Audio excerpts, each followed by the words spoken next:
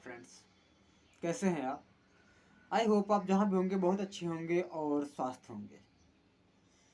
आज मैं अंकित शर्मा आप सबको लॉजिकली स्टडीज़ पर दो तीन बहुत इंपॉर्टेंट पॉइंट पर बात करूँगा। पहला, आखिर डेमोक्रेटिक और रिपब्लिक में अंतर क्या है, लोकतांत्रिक और गणराज्य में अंतर क्या है। उसके अलावा भारत अभी तक कॉमनवेल्थ में जो राष्ट्र हैं उनका मेंबर क्यों है। उसके अलावा अभी वो कौन सा देश है जिसने ब्रिटिश डेमोक्रेसी से अपना नाता तोड़ा है। तो चलिए स्टार्ट करते हैं। रिपब्लिक का मतलब ये होता है कि जो वहाँ का शीर्ष पद है, जिस भी देश का शीर्ष पद है, जैसे भारत का जो शीर्ष पद होता है राष्ट्रपति का होता है, तो रिपब्लिक का मतलब है वहाँ के शीर्ष पद का चुनाव जनता के द्वारा किया गया हो, चाहे वो डायरेक्टली हो या इनडायरेक्टली। आप ये सोच रहे होंगे कि आप तो भाई राष्ट्रपति के चुनाव में इन्वॉल्व होते ही नहीं। अरे आप राष्ट्रपति के चुनाव में इन्वॉल्व नहीं होते हैं तो कोई बात नहीं, लेकिन आप अपने एमएलए मतलब सांसद साहब और विधायक जी का तो चुनाव खुद करते हैं ना, और वो जाके चुनाव करते हैं आपके राष्ट्रपति का। तो आप यहाँ पे देख सकते हैं कि आप इनडायरेक्टली, अगर आप राष्ट्र सांसद और विधायक को ना चुने तो कैसे चुनेगा राष्ट्रपति। तो आप पहले सांसद और विधायक को चुनते हैं, वही लोग जाके चुनते हैं आपके राष्ट्रपति को। तो ऐसे होता है गणराज्य। गणराज्य का मतलब, रिपब्लिक का मतलब जहाँ का जो शीर्ष पद होता है वो जनता के द्वारा चुना गया। डेमोक्रेसी का मतलब होता है कि वहाँ पे शासन तो जनता का ही हो रहा होता है, लेकिन जो शीर्ष पद होता है वो कहीं ना कहीं एक स्टेबल होता है, वो बदलता नहीं है। या फिर वहाँ पे राजा रानी इनडायरेक्टली रूप से शासन कर रहे होते हैं, जैसे यूके, ब्रिटेन, यूनाइटेड किंगडम। आप जानते होंगे यूनाइटेड किंगडम का जो राष्ट्रपति, जो वहाँ पे कोई राष्ट्रपति नहीं है, वहाँ पे अभी राजा और रानी, महारानी एलिजाबेथ सेकेंड अभी भी है, वही वहाँ के शीर्ष नेता हैं। लेकिन आप कह रहे होंगे मैंने इनका नाम तो सुना ही नहीं ज़्यादा, हम तो नाम जानते हैं बोरिस जॉनसन का। हाँ, माना कि आप बोरिस जॉनसन का नाम जानते हैं और बोरिस जॉनसन वहाँ के प्राइम मिनिस्टर हैं, लेकिन वो बिना महारानी के साइन के कोई बिल, कोई काम नहीं कर सकते। हाँ, इतना है कि रानी उस पर साइन करने के लिए बाध्य है, रानी को साइन करना ही होगा। अभी आप समझे, जैसे भारत के राष्ट्रपति है, किसी बिल को भेज तो सकता है रिव्यू के लिए, अगर दोबारा रिव्यू करके पार्लियामेंट ने भेज दिया तो उसे साइन करना ही पड़ेगा।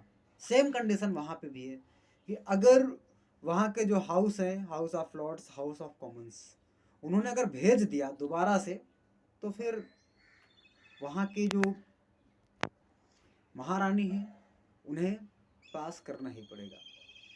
अभी आप समझे डेमोक्रेटिक और रिपब्लिक का मतलब। अब बताते हैं आपको हम मोनार्की क्या होती है। मोनार्की मतलब राजशाही। अभी भी कई जगह पे राजशाही चल रही है, और अगर हम राजशाही की बात करें तो भी अपना भूटान है, अपना भूटान पड़ोसी देश, वहाँ पे भी अभी राजा का शासन है। राजशाही का मतलब ये होता है कि राजा का बेटा ही राजा बनेगा। अभी आप मोनार्कियल डिक्टेटरशिप में एक जैसा ना समझ ले, ये भी डिफरेंस है, मैं इसको भी बताऊंगा। मोनार्की का मतलब होता है राजशाही और डिक्टेटरशिप का मतलब होता है तानाशाही। तो जैसे अपना नेपाल है पड़ोसी देश, पहले नेपाल में भी राजशाही थी, लेकिन बाद में नेपाल से राजशाही चली गई। पहले जो अपना सिक्किम हुआ करता था, जो कि अपने देश से बाद में जुड़ा 1978 के राउंड फिगर, तो वहाँ पर भी पहले राजशाही हुआ करती थी, राजा का शासन था। लेकिन भारत ने बाद में, इंदिरा गांधी जी की सरकार ने वहाँ पर विद्रोह वगैरह करा के उसको भारत में सम्मिलित करवा लिया। उसके बाद एक और एग्जाम्पल अपना जापान। जापान में भी राजशाही हुआ करती थी, मोनार्की थी। मतलब सीधी सी बात है, राजशाही का मतलब ये है कि वहां पर राजा का शासन होगा, राजा का बेटा ही राजा बनेगा। बात करते हैं मोनार्की की, सॉरी डिक्टेटरशिप की। डिक्टेटरशिप आखिर क्या होती है, तानाशाही आखिर क्या होती है? तानाशाही वो होती है कि कोई भी व्यक्ति पहले लोकतांत्रिक रूप से आया हुआ होता है, या फिर लोगों के बीच से उठ के आया हुआ रहा होता है। वो बाद में पावरफुल बन जाता है, और इतना पावरफुल बन जाता है कि अपना पद छोड़ता ही नहीं है सालों सालों तक। जस्ट फॉर एग्जांपल मैं आपको बता दूं, लीबिया का एक तानाशाह मुहम्मद गद्दाफी, गद्दाफी कर्नल हुआ करता था, कर्नल मुहम्मद गद्दाफी था, और बाद में लीबिया का तानाशाह बन बैठा। बहुत दिनों तक इसने शासन किया। आई थिंक जहाँ तक अगर मुझे ठीक से याद है तो 27-28 साल, नहीं तो मुझे लगता है 44 साल, श्योर नहीं हूँ मैं, इसको आप लोग एक बार सर्च कर लेना। लीबिया का तानाशाह था ये। 2012-13-14 के आसपास में इसको हटा दिया, अमेरिका के वहाँ के विद्रोहियों ने मार दिया, लेकिन इनको वहाँ अमेरिका से फुल सपोर्ट मिल रहा था। अब बात करते हैं सद्दाम हुसैन की। सद्दाम हुसैन भी एक तानाशाह था, आप लोगों ने इनका नाम बहुत सुन रखा होगा। एक और तानाशाह का मैं आपको नाम बताता हूँ, जनरल परवेज मुशर्रफ। ये भी पाकिस्तान के तानाशाह बन बैठे थे, लेकिन कंडीशंस कुछ ऐसी बनी कि इनको बाद में पद छोड़ना पड़ा, क्योंकि इनके बाद ज़्यादा पावरफुल बन गए थे नवाज शरीफ। ठीक है, और अब मैं आपसे बात करता हूँ कुछ और एक आध लोगों की। उत्तर कोरिया, आप लोगों ने भी सुन रखा होगा, बड़ा प्यारा नाम है, छोटी छोटी आंखों वाला, वही Kim Jong Un. Kim Jong Un अगर उसको हम देखें, सम्मिलित करें, वैसे तो राजा का बेटा है, राजा ही है, लेकिन वो राजा ना होके एक तरीके से तानाशाह है, क्योंकि उसका जो मन होता है वो करता है। राजा जो एक तरीके से होता है, जो मोनार्की होती है, कहीं ना कहीं जनता को लेकर उत्तरदायी जरूर होती है, कुछ ना कुछ वो सोचती जरूर है जनता के भले के लेकर, उसको समझाने के लिए उसके मिनिस्टर्स होते हैं, सुनता भी है उनके। लेकिन जो डिक्टेटर्स होते हैं वो सुनते नहीं किसी की। अभी देखो, जैसे उसने अपने सेनापति को उड़ा दिया, वित्त मंत्री को गोली मरवा दी। मैं किम जोंग उन की बात कर रहा हूँ। और अभी बीच में लोगों ने उस पर दबाव बनाया, बाहरी दुनिया ने, कि चुनाव कराओ चुनाव कराओ। उसने चुनाव तो करवाए, लेकिन अपनी जनता से क्या बोला, अगर किसी ने किसी और को वोट दिया तो समझ लीजिएगा कि हो गया काम। वहां पर चुनाव तो हुए, और कोई, पहली बात तो कोई कैंडिडेट नहीं था, और दूसरी बात कि 100 में 100% वोट किम जोंग उन को मिलते हैं। अभी आप मोनार्की, डिक्टेटरशिप और डेमोक्रेसी और रिपब्लिक में मत फर्क समझ गए होंगे। रिपब्लिक क्या होता है, जहाँ का शीर्ष नेता राष्ट्रपति होता है, जो जनता के द्वारा इनडायरेक्टली चुना जाता है। मोनार्की और लोकतंत्र क्या होता है, डेमोक्रेसी क्या होता है, जहाँ पर प्रधानमंत्री वगैरह सब कुछ जनता के द्वारा ही चुने जाते हैं, लेकिन वहाँ का शीर्ष पद जो होता है वो सुरक्षित होता है कि नहीं, यही व्यक्ति होगा हमारा शीर्ष नेता। ठीक है, अब आते हैं हम कि why India is the member of Commonwealth countries. Bharat राष्ट्रमंडल देशों का या कॉमनवेल्थ देशों का मेंबर क्यों है, क्यों बना आखिर? तो देखो, अंग्रेजों ने हमारे ऊपर शासन किया, इसमें कोई शक नहीं है, लेकिन कहीं ना कहीं अंग्रेजों ने हमको आधुनिक दुनिया से परिचित भी कराया, जैसे टेलीग्राम, टेलीफोन, रेलवे, लाइट, इन सब चीज़ों से हमें अंग्रेजों ने ही परिचित करवाया। और हमारी जो सभ्यता है उसको काफ़ी हद तक चेंज करने का श्रेय अंग्रेजों को जाता है। अंग्रेजों ने ही हमको ये समझाया डेमोक्रेसी का मतलब। डेमोक्रेसी क्या होता है, हम क्या जाने डेमोक्रेसी?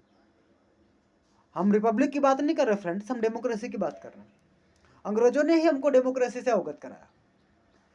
तो अंग्रेज जब हमारे देश को छोड़कर जा रहे थे, तो ऑलमोस्ट पूरे वर्ल्ड में लगभग 65 देशों पर अंग्रेजों का शासन हुआ करता था, और सभी देशों ने एक यूनियन बनाई जिसमें 54 मेंबर्स थे। उन लोगों ने ये यूनियन क्यों बनाई? उसका रीज़न ये था कि इंग्लैंड से तकनीकी हेल्प लेना, क्योंकि हम टेक्नोलॉजिकली उतने सक्षम नहीं थे कि हम अपने आप को देख सकें अच्छे से। और हमें कहीं ना कहीं उस टाइम पे एक बैसाखी की ज़रूरत थी, जो कि हमारे लिए बहुत अच्छे हो सकते थे ब्रिटिशर्स।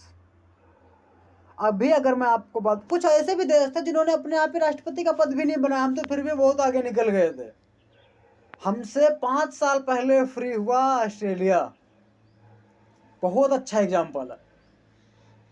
ऑस्ट्रेलिया 1942 में आज़ाद हो गया, और वहां पर अभी ऑस्ट्रेलिया की शीर्ष नेता अभी भी यूके की महारानी एलिजाबेथ द्वितीय हैं।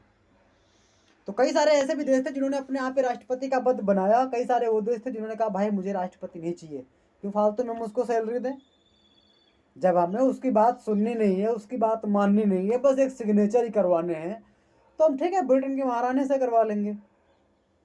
बहुत सारे देश थे, वो टोटल ऐसे कंट्रीज की संख्या थी 15।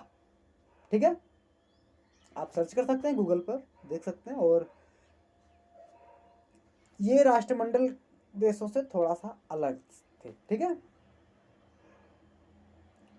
तो मुझे लगता है कि अभी आप लोगों ने समझा कि हमें देखो तकनीक रूप से हर चीज़ के कई निगेटिव और कई पॉजिटिव पहलू होते हैं। मैं कभी नहीं कहता कि भारत को आज़ादी लीज पर मिले, नहीं भाई, भारत को आज़ादी लीज पर नहीं मिली। भगत सिंह लीज पर मिलने वाली आज़ादी की वजह से अपने प्राण गंवाए थे क्या? 23 साल की उम्र में फांसी पर चढ़ गए थे। या फिर हमारे घर से 3-4 किलोमीटर दूर पे है जन्म स्थली शहीद आजम चंद्रशेखर आज़ाद की, उन्होंने खुद को गोली मार ली। क्या इसीलिए मार ली थी कि भारत को आज़ादी लीज पर मिले, या फिर आज़ादी के बाद कहा जाए कि हम लीज पर आज़ादी मिले? नहीं, ऐसा नहीं है।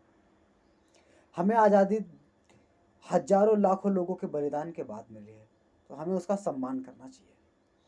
और हमको, मैं अभी भी आप लोग देखेंगे दुनिया के सबसे ज़्यादा शक्तिशाली सेनाओं में से अभी भी एक सेना ब्रिटेन के, यूनाइटेड किंगडम की है। तकनीकी रूप से सबसे ज़्यादा सक्षम देशों में से एक देश अभी भी यूके है, यूनाइटेड किंगडम है। तो हम कभी नहीं कहते भाई कि हम अभी भी हम यूनाइटेड किंगडम के बराबर पे नहीं पहुंच पाए, और अभी पहुंच भी नहीं पाएंगे। अगर दुनिया के सबसे अच्छे शहरों का एग्जाम्पल देना होता है तभी भी हम लंदन का एग्जाम्पल देते हैं। क्यों देते हैं? हम अपने मुंबई का एग्जाम्पल क्यों नहीं देते? हम अपनी दिल्ली का, बेंगलोर का एग्जाम्पल क्यों नहीं देते? क्योंकि अभी हम उस स्तर को, उस लेवल को नहीं छू पाए हैं। बात थोड़ी कड़वी है लेकिन सत्य है। ठीक है, तो अब हमको उस समय तो बिल्कुल ज़रूरत थी भाई, क्योंकि हमारा एजुकेशन सिस्टम जीरो था। 12-13% एजुकेशन सिस्टम थी हमारे देश में। हमारी अर्थव्यवस्था चौपट थी, तकनीकी रूप से हम शून्य थे। अंग्रेजों ने हमको रेल तो चला के दी थी, लेकिन पता नहीं था कि बिना तकनीकी के हम रेल को कैसे चला पाते। अभी आप नहीं समझे, तक चलाने को तो कोई भी ड्राइवर बिठा देते, चला देते, लेकिन उन ड्राइवरों को ट्रेनिंग कौन देता भाई? और अगर बाय द वे बिगड़ गई रेल, तो इंजीनियर हम कहाँ से लाते उस टाइम पर? क्या समझते हैं आप? हर चीज़ बहुत आसानी से हो जाती है, एक देश को चलाना बहुत बड़ा काम है। ठीक है, आज इस वीडियो में बस इतना ही। आपसे हम अगले वीडियो में मिलते हैं, तब तक के लिए जय हिंद, जय भारत। उम्मीद करते हैं वीडियो हमारा पसंद आया होगा, और वीडियो में हमने नकारात्मकता को छोड़कर कुछ कड़वा सत्य ही दिखाने की कोशिश की है। Thank you. अगर वीडियो अच्छा लगे तो भाई शेयर करना तो बिल्कुल मत भूलिएगा। आप सबसे अगली वीडियो मिलते हैं इसी प्लेटफॉर्म पर, लॉजिकल स्टडीज़ पर। तब तक के लिए जय हिंद। मैं लास्ट क्वेश्चन का आंसर करना भूल गया था। जो लास्ट क्वेश्चन था वो ये था कि कौन सा देश है जिसने अभी रिसेंटली यूनाइटेड किंगडम से अपना नाता तोड़ा है, यूके से? तो उस देश का नाम है बारबाडोस। बारबाडोस भी अभी उन्हीं देशों में से एक था जिनके बारे में हमने बताया कि वो 15 देश जो कि अपने यहाँ पर राष्ट्रपति शासन, यानी राष्ट्रपति का पद जो है उसको सृजित करने के सिवाय, उन्होंने कहा कि हम उसको नहीं रखते हैं, क्यों हम फालतू में सैलरी दे राष्ट्रपति को, हम ब्रिटेन की महारानी को ही अपनी सर्वोच्च नेता मान लेते हैं। लेकिन बारबाडोस भी उन्हीं देशों में से एक था जो कि अभी तक अपने आप को उन्हीं 15 कंट्रीज़ में रख रहा था जो कि अपने यहाँ पर राष्ट्रपति का पद नहीं रखे हुए थे, ब्रिटेन की महारानी को अपना शीर्ष नेता मानते थे। लेकिन बारबाडोस ने भी रिसेंटली डिसाइड किया कि वो अपना राष्ट्रपति रखेगा। इस वजह से उसने ब्रिटिश यूनियन से अपना नाता तोड़ लिया और अब उसके यहाँ पर एक महिला, वुमेन एम्पावरमेंट को प्रमोट करने के लिए उसने एक महिला को अपना राष्ट्रपति बनाने का निर्णय लिया था। तो आप लोग उस महिला का नाम गूगल पर सर्च करके कमेंट बॉक्स में मैसेज करें, जिससे कि आपको भी थोड़ा समझ में आएगा कि वास्तव में रियलिटी क्या थी वहाँ की। तो ठीक है फ्रेंड्स, अब इस वीडियो में बस इतना ही। अगले वीडियो में हम कोशिश करेंगे कुछ और नया, कुछ और ज़्यादा आगे का बताने की। और ठीक है, बाय बाय, टेक केयर।